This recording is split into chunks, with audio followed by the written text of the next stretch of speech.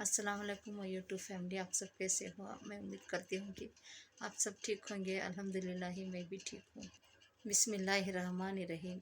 एक बार की एक बात है कि बहरी जहाज़ समंदर के तूफ़ानों में फंस गई।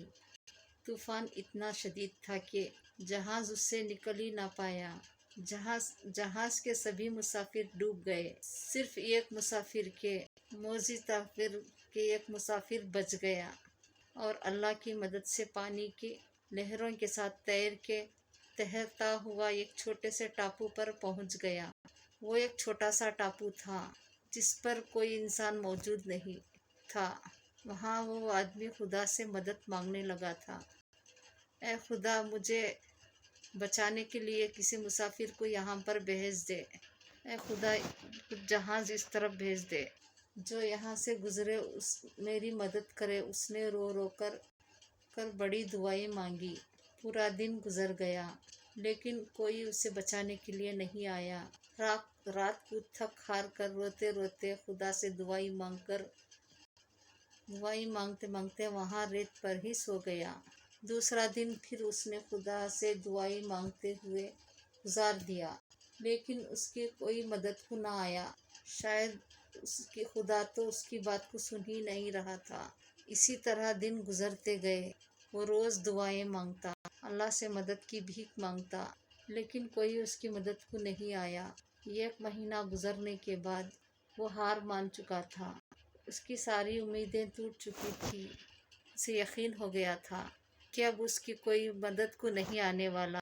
उसने टापू पर लकड़ी की मदद से छोटी सी झोंपड़ी बना ली और वो वहाँ रहने लगा और उसे यकीन हो गया था कि अब उसे बाकी की ज़िंदगी इसी टापू पर गुजारनी है। वो खुदा की रहमत से नाउम्मीद हो चुका था। वो वहाँ नारियल का पानी पीता, जंगल का फल खाता और मछलियों का शिकार करता था। एक दिन उसने मछली पकाने के लिए आग जलाई तो उसकी लकड़ियाँ ख़त्म हो गई। वो लकड़ियाँ इकट्ठी करने के लिए दरख्तों के तरफ गया लेकिन जब वो वापस आया तो उसकी झोपड़ी में आग लग चुकी थी। उसकी जलाई हुई आग में से उसकी चिंगारियों से झोंपड़ी पर गिरी होंगी और लकड़ी की झोंपड़ी में आग लगी होगी। उसके आते आते पूरी झोपड़ी जल चुकी थी और ये देखकर वो बहुत उदास हुआ और वो खुदा को कोसने लगा। उसने कहा कि ए खुदा, तू बहुत बुरा है। मैंने मदद मांगी लेकिन तुमने मेरी बात नहीं सुनी। कोई मेरी मदद को नहीं आया। मैंने रहने के लिए बड़ी मुश्किल से एक झोपड़ी बनाई थी और तुमने उसे भी जला दिया। ए ऊपर वाले, तूने बड़ा जालिम है। और पूरा दिन रोता रहा और ऊपर वाले को कोसता रहा। रात हुई तो वो रोते रोते रेत पर ही सो गया। सुबह जब उसकी आँख खुली तो उसने देखा बड़ा एक जहाज़ बहरी साहिल पर खड़ा हुआ है। उसने अपने आँखों पर यकीन नहीं हो रहा था कि कोई उसे बचाने के लिए आ गया है। वो बहरी जहाज़ पर सवार हुआ और वो जहाज़ वहाँ से रवाना हो गया। उसने बड़े तजस्सुफ से जहाज़ के कप्तान को पूछा कि आपको कैसे पता चला कि सुनसान टापू पर मैं फंसा हुआ हूँ, तो आप मेरी मदद को आ गए। कैप्टन ने जवाब दिया कि हम यहाँ से गुजर रहे थे। कल आपने ही तो फायर सिग्नल भेजा था। वो आदमी बड़ा हैरान हुआ तो उसने कहा कि मैंने तो कोई फायर सिग्नल नहीं भेजा था। ये कैप्टन क्या बात कर रहा है। लेकिन फिर उसे अपनी जलती हुई झोपड़ी पर याद आई। वो समझ गया कि कैप्टन उस जलती हुई झोपड़ी को फायर सिग्नल समझा होगा। उसे एहसास हुआ कि झोपड़ी में आग लगना तो दरअसल ऊपर वाले का ही प्लान था, मेरी मदद करने के लिए, ताकि मैं इस टापू पर से निकल सकूं। अब उसे उस पर खुद पर ही बड़ी शर्मिंदगी हुई कि वो ऊपर वाले के बारे में क्या क्या बोलता रहा।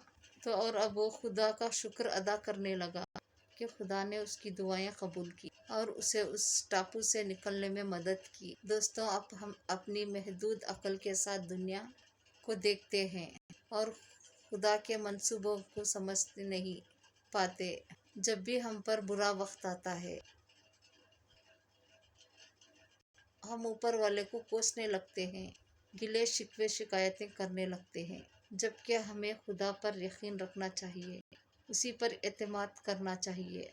اس کی رحمت سے نا امید نہیں ہونا چاہیے کہ اور اپنی کوشش کرتے رہنا چاہیے کہ جب بھی زندگی میں برا وقت آئے تو جو ہمیشہ یاد رکھنا کہ اس میں بھی اوپر والے نے آپ کے لیے بہتر سوچ رکھا ہے، جو ابھی آپ کو سمجھ نہیں آ رہا ہے، جو صحیح وقت آنے پر آپ کو پتہ چلے گا۔ اس لیے اپنے خدا کی رحمت سے پورا امید سے رہیے، ہار مت مانیے اور اچھے اعمال کرتے رہیے، اور اس بات پر یقین رکھیے کہ خدا آپ کی مدد ضرور کرے کہ آپ کے اس برے وقت کو جلدی ہی ٹال دے گا، اور زندگی میں ہر روز ایک نیا سیکھو، نیا کرو، نیا سوچو۔ سبحان اللہ۔